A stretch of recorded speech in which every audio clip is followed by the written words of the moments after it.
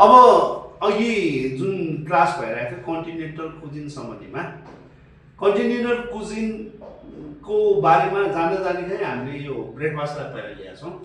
अब ब्रेकफास्टमा पनि तपाईहरुलाई कन्फ्युज हुन सक्छ। त्यसैले यो कन्टिनेन्टल ब्रेकफास्ट भनेको चाहिँ नि कन्टिनेन्टल प्रोभिन्समा भएको कन्टिनेन्टल जुन एरियामा भएको जस्तै western country, European country, American कन्ट्रीलाई फोकस गरेर बनाएको खाना ब्रेकफास्ट चाहिँ कन्टिनेन्टल ब्रेकफास्ट हो, जसमा चाहिँ प्राय होटल एन्ड रिजोर्टहरूले आफ्नो चाहिँ रुम सँगसँगै जहिले पनि एउटा ब्रेकफास्ट दिने चलन छ।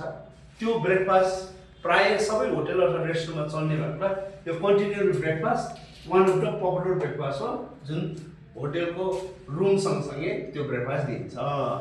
सेकेन्डमा आउँछ त्यस्तै अमेरिकन ब्रेकफास्ट। यो पनि कन्टिनेन्टल ब्रेकफास्ट भन्दा हेभी हुन्छ र प्राय यसमा चाहिँ चिजदेखि लिएर मिट आइटमहरू, त्यसपछि सबै चाहिँ ब्रेडहरू सबै टाइपको, यसमा डेजर्ट पनि हुनसक्छ। भने सिम्पल ब्रेकफास्टमा चिया र कफीसँग टोस्ट, जाम, बटर र हनी, अनि त्यसपछि जुस र फ्रेस फुडहरू दिन्छ। यो साधारण एउटा हो, नौनेमा पर्छ।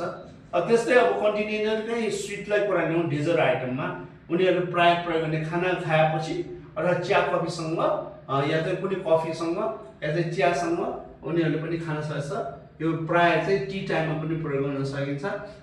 त्यस्तो डेजर्टहरूमा प्यानकेक हुनसक्छ, केक हुन्छ, पेस्ट्री